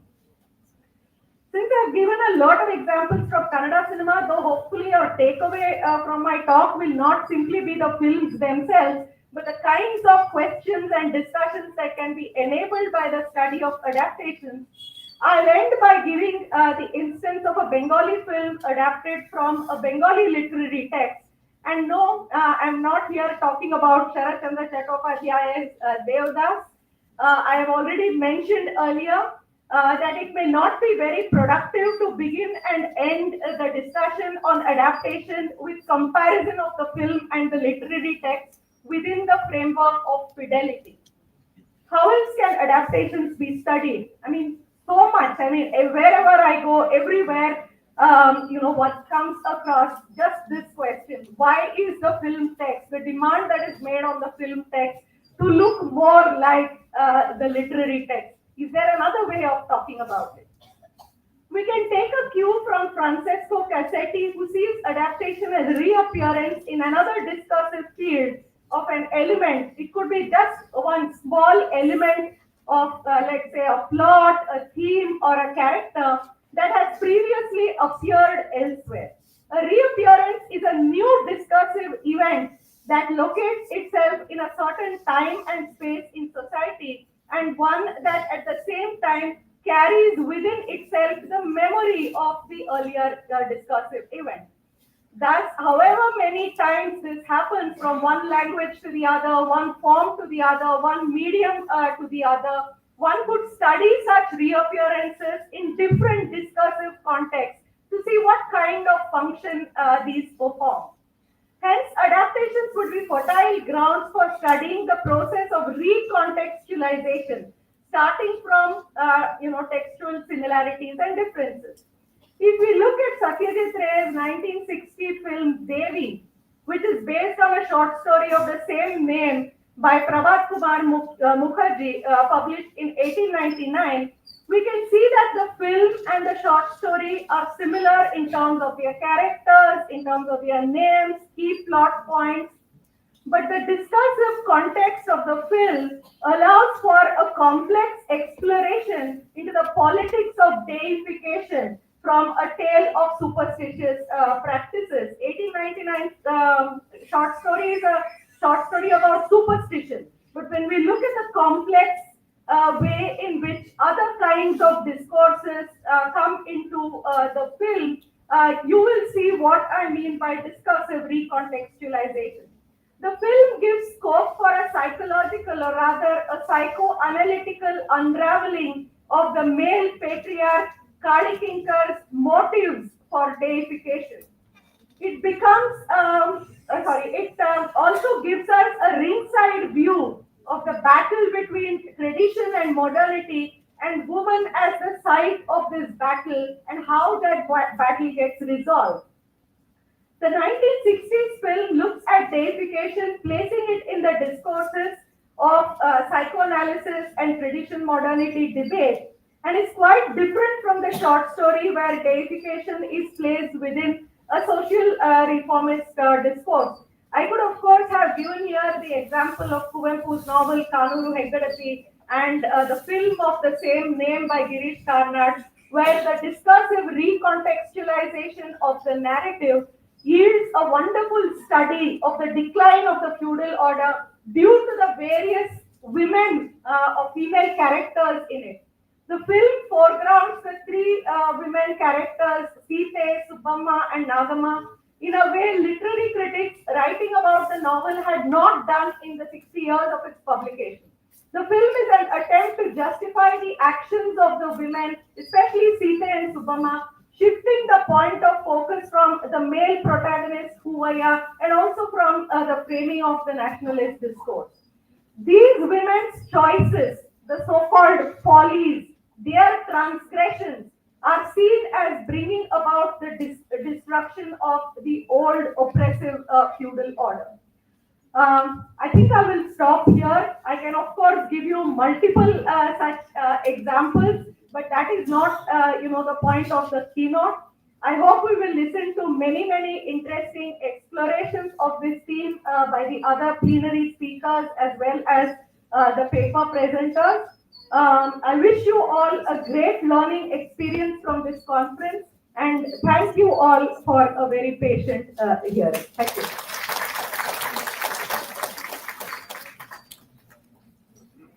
Professor Nikhila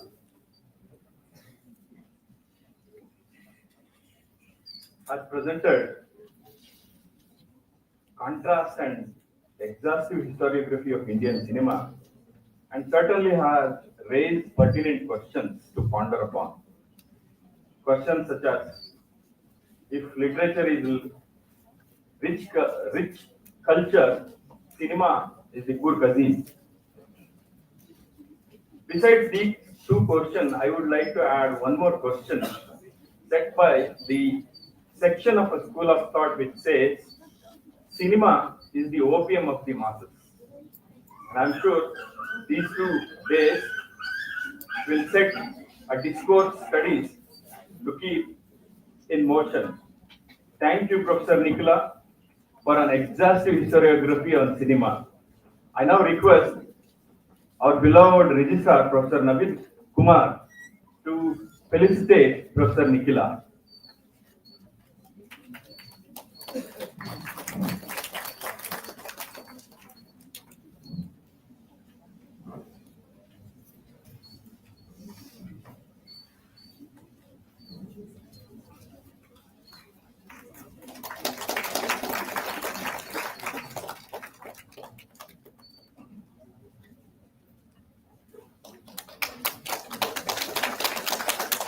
Thank you, Professor Nikhila, for receiving the felicitation, and thank you, Professor Navid Kumar, for doing the honor of felicitation.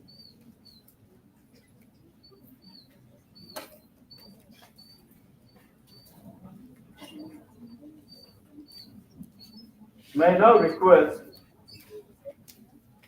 Honorable Registrar, Professor Naveen Kumar, to render the presidential address.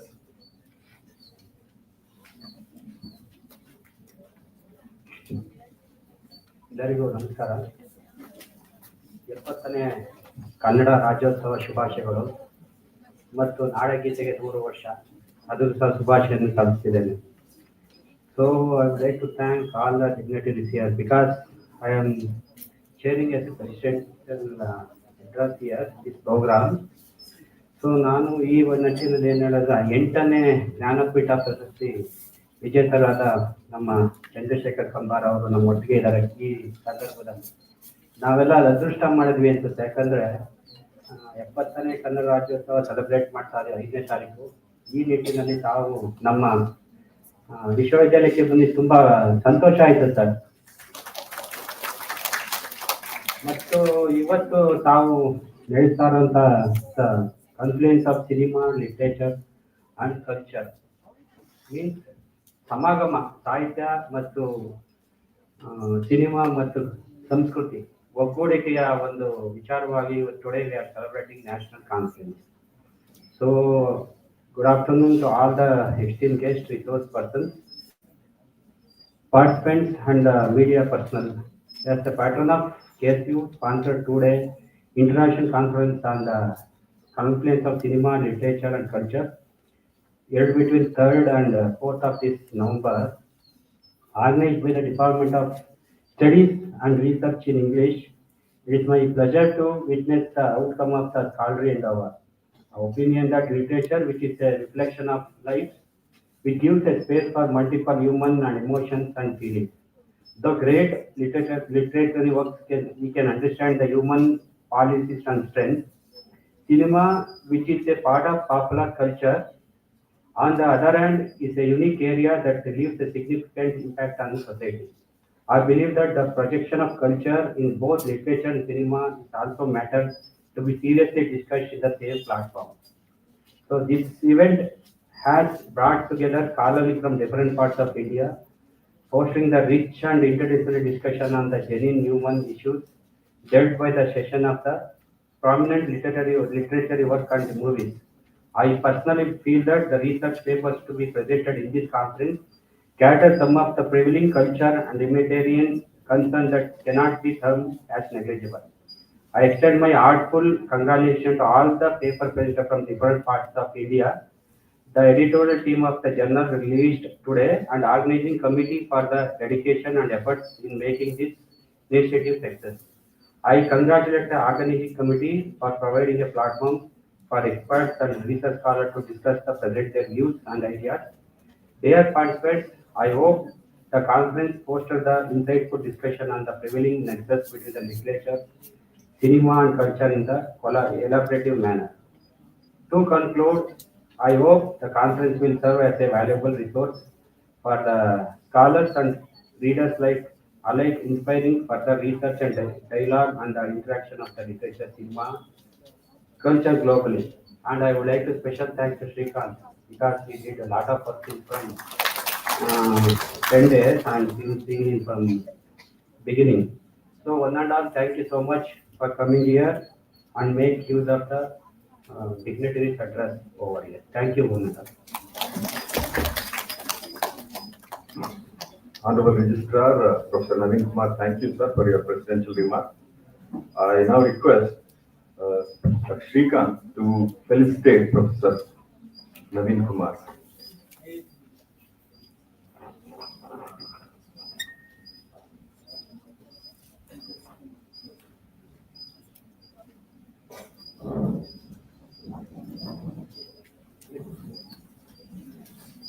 I also request Honorable D. Professor Naidu to join the felicitation of Professor Naveen Kumar.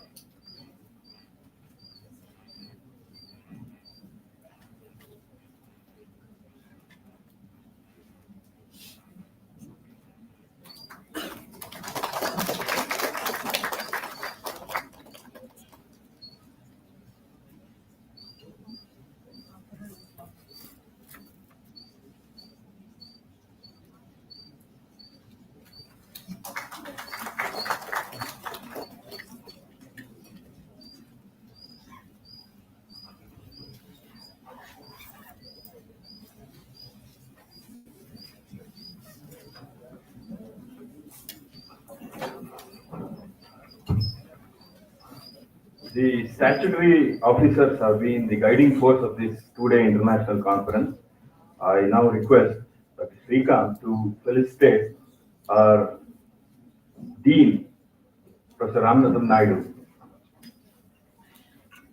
I request our Honorable Registrar to join the felicitation.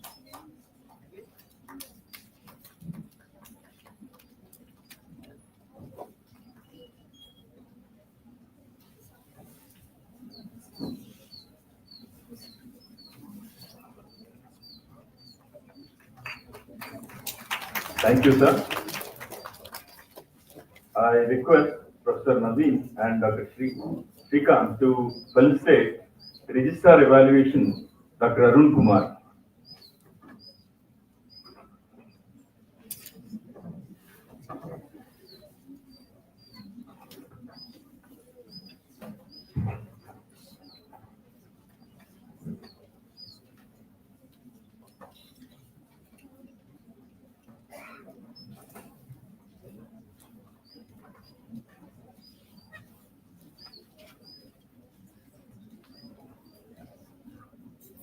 Thank you, Dr. Arun Kumar, for receiving a felicitation. I now request Dr. Srikanth and Professor Naveen to felicitate the Finance Officer, Professor Niranjan.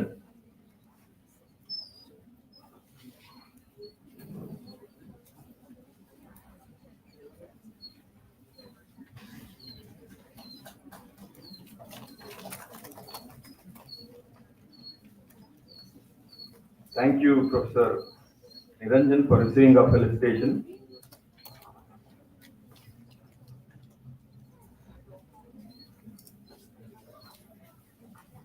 Last but not the least, I request Dr. Srikanth to felicitate Dr. Chandregowda, Dean, Study Center.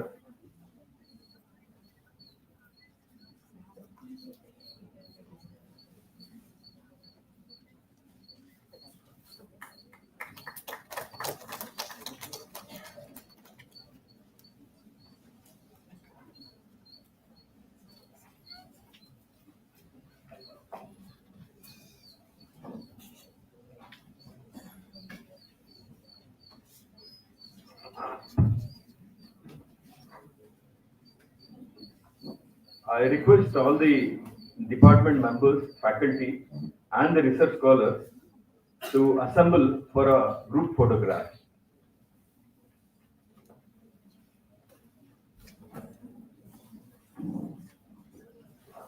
Faculty members of the English department and the research scholars.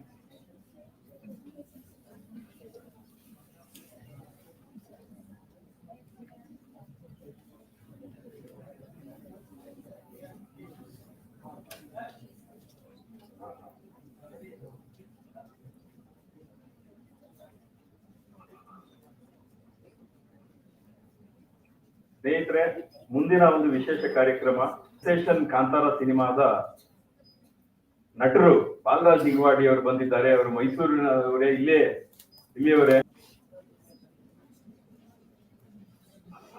Balaraj ನಿಗವಾಡಿ ಅವರು, I request, Kantara chapter 1 ಯಾರು ನೋಡಿದ್ದೀರಾ ಅವರೆಲ್ರಿಗೂ ಅವರ ಮುಖ ಪರಿಚಯ ಇರುತ್ತೆ. ನೋಡದೇ ಇರೋರು ಈಗ ನೋಡ್ಕೊಳ್ಳಿ, ಆಮೇಲೆ ಸಿನಿಮಾಲಿ ರಿಲೇಟ್ ಮಾಡ್ಕೊಳ್ಳಿ.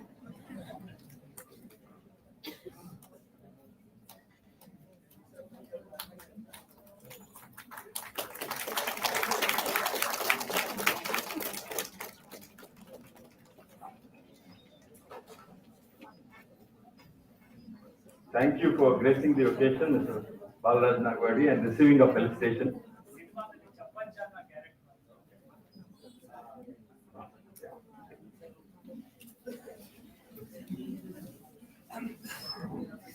ಎಲ್ಲರಿಗೂ ನಮಸ್ಕಾರ. ಇವತ್ತು ಪತ್ರಿಕೆಯಲ್ಲಿ ಟುಡೇ ಕಾಲಮ್ ನೋಡಿ ನಾನು ಈ ಕಾರ್ಯಕ್ರಮಕ್ಕೆ ಬಂದೆ. ಸಿನಿಮಾ, ಸಾಹಿತ್ಯ, ಸಂಸ್ಕೃತಿ ಇತ್ತೀಚಿನ ದಿನಗಳಲ್ಲಿ ಎಲ್ಲವೂ ಬೇರೆ ಬೇರೆ ಆಗ್ತಾ ಇರೋದ್ರಿಂದ ನಾನು ಓದು ಕಡೆಯಲ್ಲೆಲ್ಲ ಸಾಮಾನ್ಯವಾಗಿ ಇದೊಂದು ನಾನು ಪ್ರತಿಪಾದಿಸ್ತಾ ಇರ್ತೀನಿ. ಸಿನಿಮಾದಿಂದ ಸಾಹಿತ್ಯ ದೂರ ಆಗ್ತಾ ಇರೋದ್ರಿಂದ ಸಿನಿಮಾ ಸೊರಗ್ತಾ ಇದೆ, ಸಿನಿಮಾದ ಅರ್ಥವಂತಿಕೆಗಳು ದಿಕ್ಕು ತಪ್ಪುತ್ತಾ ಇದೆ, ದಿಕ್ಕು ಕೆಡ್ತಾ ಇದೆ ಅಂತ ಹೇಳ್ತಾ ಇರ್ತೀನಿ. ಸೊ ನನಗೆ ಇಂಟ್ರೆಸ್ಟಿಂಗ್ ಅನಿಸ್ತು ಇವತ್ತು ಟುಡೇ ಕಾಲಮ್ ಅಲ್ಲಿ ನಾನು ನೋಡಿದಾಗ ಇವತ್ತು ಬಿಡುವಿತ್ತೆ. ಹಾಗಾಗಿ ನೋಡಿದ ತಕ್ಷಣ ನನಗೆ ಕಂಬಾರರು ಕೂಡ ಇದ್ದಿದ್ರು. ಕಂಬಾರರ ಶಿವರಾತ್ರಿ ನಾಟಕದಲ್ಲಿ ಬಿಜ್ಜಳನ ಪಾತ್ರ ನಾನು ಮಾಡಿದ್ದೆ. ಚಿದಂಬರರಾವ್ ಜಂಪೇವರು ಅದನ್ನ ಡೈರೆಕ್ಟ್ ಮಾಡಿದ್ರು, ಅವರೇ ಅದನ್ನ ಇನಾಗ್ರೇಟ್ ಮಾಡಿದ್ರು ಮೈಸೂರು ಫೈನ್ ಆರ್ಟ್ಸ್ ಕಾಲೇಜಿನ ಆಡಿಟೋರಿಯಂ ಅಲ್ಲಿ. ನಿಜಕ್ಕೂ ಖುಷಿ ಆಯಿತು. ಇವತ್ತು ನಿಖಿಲಾ ಮೇಡಮ್ ಬಹಳ ಅದ್ಭುತವಾಗಿ ಕನ್ನಡದ ಸಿನಿಮಾಗಳ ಬೇರೆ ಬೇರೆಯ ಮಜಲುಗಳನ್ನ ತೆರೆದಿಟ್ರು. Wonderful. Thank you Nikhila madam, thank you madam. ಈ ರೀತಿ ಸಿನಿಮಾ ಕುರಿತಂತಹ ಒಳನೋಟಗಳು, ಅರ್ಥವಂತಿಕೆಗಳು ಹೆಚ್ಚು ಹೆಚ್ಚು ಅಕಾಡೆಮಿಕ್ ಆಗಿ ಬಂದಷ್ಟು ಕೂಡ ತುಂಬಾ ಒಳ್ಳೇದು. ಆಕ್ಚುಲಿ ನೀವು ಇಲ್ಲಿ ಅಕಾಡೆಮಿಷಿಯನ್ಸ್ ಗಳು ಏನು ಚಿಂತನ ಮಂಥನ ಮಾಡ್ತಿದ್ರು, ಇದಕ್ಕೆ ಪ್ರಾಕ್ಟಿಷನರ್ಸ್ ಬೇಕಾಗುತ್ತೆ. I am A practitioner. ನನಗೆ ಈ ಓ, ಓ, ಆ ಒಳ ಅರ್ಥಗಳನ್ನ ನನಗೆ ಅಭಿವ್ಯಕ್ತಿಸ್ಬೋದು, ನಾನು ಎಕ್ಸ್ಪ್ರೆಷನ್ ಮುಖಾಂತರ ನಾನು ಹೇಳ್ಬೋದು. ಆದ್ರೆ ಆ ಒಳಗನ್ನ ಬೇರೆ ಬೇರೆ ಅರ್ಥವಂತಿಕೆಯಲ್ಲಿ ದಾಖಲಿಸುವವರು ಮತ್ತೆ ಚಿಂತನೆಯಿಂದ ಮುಂದಕ್ಕೆ ತಗೊಂಡೋಗುತ್ತವರು ನೀವು ಅಕಾಡೆಮಿಷಿಯನ್ ಅಂಡ್ ಪ್ರಾಕ್ಟಿಷನರ್ಸ್ ಒಂದಾದಾಗ ಮಾತ್ರ ಕಂಬಾರ ಸರ್ ಇವತ್ತು ಹೇಳಿದಾಗೆ ಏನೋ ಒಂದನ್ನ ಸೃಷ್ಟಿಸ್ಬೋದು. ಸೃಷ್ಟಿ ಅನ್ನೋದು ಅದು ನಿರಂತರವಾಗಿ ನಡೀತಾ ಇರ್ತದೆ. ಆ ನಿಟ್ಟಿನಲ್ಲಿ ಇಂಥ ಒಂದು ಸೆಮಿನಾರ್ ಅನ್ನ, ಇಂಥ ಒಂದು ಕಾರ್ಯಕ್ರಮನ ಮಾಡಿರೋ ಡಿಪಾರ್ಟ್ಮೆಂಟ್ ನಿಜಕ್ಕೂ ಕೂಡ ಅಭಿನಂದನೀಯ, ಶ್ಲಾಘನೀಯ. Thank you for this opportunity to be sir. Thank you Kumar sir, thank you. ಜಪ್ಪ ನೀವು ತಕ್ಷಣಕ್ಕೆ ನನಗೆ ಕಾಂತಾರದಲ್ಲಿ ನನ್ಗೆ ಗುರ್ತಿಡಿಯೋದು ಕಷ್ಟ ಆಗತ್ತೆ. ಕಾರಣ ಕಾಂತಾರ ಸಿನಿಮಾದಲ್ಲಿ ಬೆರಮೆಯ ಸಾಕು ತಂದೆ ಜಪ್ಪಣ್ಣ ಅಂತ ಒಂದು ಕ್ಯಾರೆಕ್ಟರ್ ಇರುತ್ತೆ, ಗಡ್ಡ ಶುದ್ಧ ಇರ್ತದೆ. ಆ ಪಾತ್ರಧಾರಿ ನಾನು. ಒಮ್ಮೆ ನೋಡಿ. Thank you sir, thank you. ನಾನು ಗುರ್ತಿಡಿದೆ ಹೇಗೆ ಅಂದ್ರೆ ಅವ್ರ ಮೂಗಿನಿಂದ ಗುರ್ತಿಡಿದೆ, ನೀವು ಅವ್ರ ಮೂಗಿನಿಂದ ಗುರ್ತಿಡಿದೆ. ಸಿನಿಮಾ ಪ್ರಾಕ್ಟೀಷನರ್ಸ್ ಕೊರತೆ ಇದೆ, ಅವರನ್ನ ಒಳಗೊಳ್ಬೇಕಾಗಿತ್ತು ಅನ್ನುವ ಒಂದು ಅಭಿಲಾಷೆಯನ್ನ ವ್ಯಕ್ತಪಡಿಸಿದ್ದಾರೆ. ನಾವು ಈ ಸಮಿತಿಯ ಇಂಟರ್ನ್ಯಾಷನಲ್ ಕಾನ್ಫರೆನ್ಸ್ ನ ಸಮಿತಿಯ ಸದಸ್ಯನಾಗಿ ನಾನು, ಶ್ರೀಕಾಂತ್ ಮತ್ತೆ ನಮ್ಮ ನಿರ್ಮಾಪಕರಾದಂತ ನಮ್ಮ ಸ್ನೇಹಿತರು ಸಿದ್ದೇಗೌಡ್ರು ಇವರೆಲ್ಲರೂ ಸಿನಿಮಾ ಕೆಲಸ ಮಾಡಿದ್ವಿ. ಆದ್ರೆ ಅವರ ಕಾಲ್ ಶೀಟ್ ಸಿಗ್ತಾ ಇರ್ಲಿಲ್ಲ ನಮ್ಗೆ. ಕಾಲ್ ಶೀಟ್ ಕಮಲಾಸನ್ ಕೂಡ ಅಪ್ರೋಚ್ ಮಾಡಿದ್ವಿ, ಕಾರಣಾಂತರಗಳಿಂದ ಆಗಿಲ್ಲ. ಆಮೇಲೆ ಪ್ರಕಾಶ್ ಅಪ್ರೋಚ್ ಮಾಡಿದ್ವಿ, ಮೊನ್ನೆ ರಾಜೋತ್ಸವ ರಿಷಬ್ ಶೆಟ್ಟಿ ಅವ್ರನ್ನೂ ಅಪ್ರೋಚ್ ಮಾಡಿದ್ವಿ. ಕಾಂತಾರ ರಿಲೀಸ್ ಆಗಿರುತ್ತೆ, I be promoting the cinema. So ಕಷ್ಟ ಅಂದ್ರು. Rakshit Shetty is in USA, ಅವರು ಅಮೆರಿಕನ್ ಮೀಟಿಂಗ್ ಬರೋಕ್ಕಾಗಲ್ಲ ಅಂತ. ಡಿಸೆಂಬರ್ ತನಕ ನಾನು ಶೆಡ್ಯೂಲ್ ಇಂಡಿಯಾದಲ್ಲಿ ಇಲ್ಲ. So in that case we tried all our level best to bring the celebrity obviously, but ಕಂಬಾರೇ ನಮ್ಗೆ ದೊಡ್ಡ ಸೆಲೆಬ್ರಿಟಿ ಇವತ್ತು. ಕನ್ನಡದ ಹಿರಿಮೆ ಮತ್ತು ಗರಿಮೆ. Thank you. ಕಾಲ್ ಶೀಟ್ ಸಿಗದೆ ಇರೋದಕ್ಕೆ ಇನ್ನೂ ಒಂದು ಕಾರಣ ಇದೆ. ಸೂಟ್ ಕೇಸ್ ಅಷ್ಟು ತೂಕ ಇರ್ಲಿಲ್ಲ ನಮ್ಮ ವಿಶ್ವವಿದ್ಯಾನಿಲಯ ಅಷ್ಟು ತೂಕದ ಸೂಟ್ ಕೇಸ್ ಆಗಲಿ ಅಂತ ಆಶಿಸಿ ಮುಂದಿನ ದಿನಗಳಲ್ಲಿ ನಾವು ಕರೆಯುವಂತ ಶಕ್ತಿ, ಆರ್ಥಿಕವಾದಂತ ಶಕ್ತಿ ನಮ್ಮ ಫೈನಾನ್ಸ್ ಅಧಿಕಾರಿಗಳಿದ್ದಾರೆ, ಎಲ್ಲರೂ ಇದ್ದಾರೆ, ಆಗಲಿ ಅಂತ ಆಶಿಸ್ತಾ ಈ ಕಾರ್ಯಕ್ರಮದ ಕಲೆಯ ಘಟ್ಟ ವಂದನಾರ್ಪಣೆ. I request mister Sushmita, research scholar, university of Mysuru, to render propose the vote of thanks.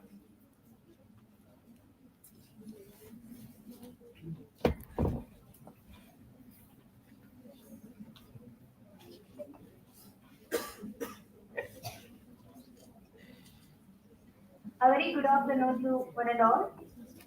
On behalf of Karnataka State University, Open University, I take this opportunity to express my sincere gratitude to all who made this event meaningful and memorable. First, I extend my heartfelt thanks to Professor Sinesh Bandara, Chairman, State Cinema Board of Arts Council, Sri Lanka, for delivering the inaugural address and gracing this occasion with his valuable presence. My special thanks to our guest of honor, Dr. Chandrasekhara Kambara, renowned Kannada poet, Jnanapita, Padma Shri and Padma Bhushan awardee, and founder as well as Vice Chancellor of Kannada University, Hampi, Dharwad.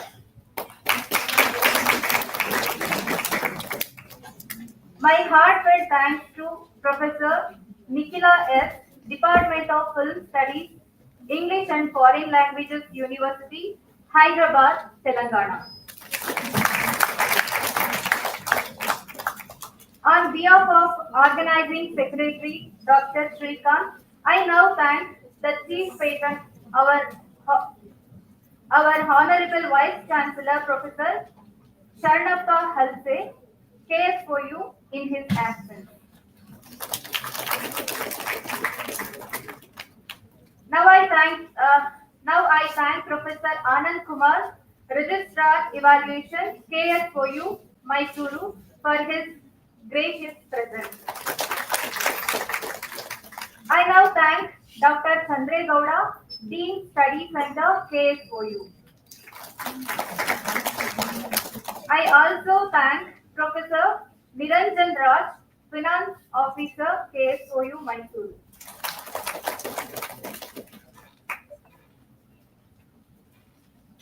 I also thank Professor Naveen Kumar SK, Registrar, and Professor Ramanatham Naidu, Dean Academic, for being with us and supporting the event.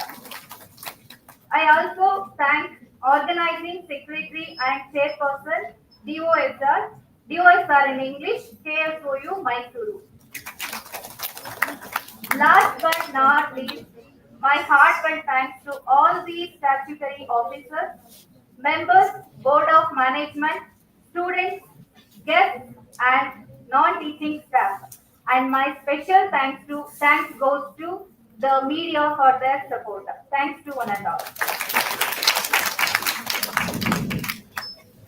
So lunch is ready in the Ganga building. Please have your lunch and assemble again at 2 p.m.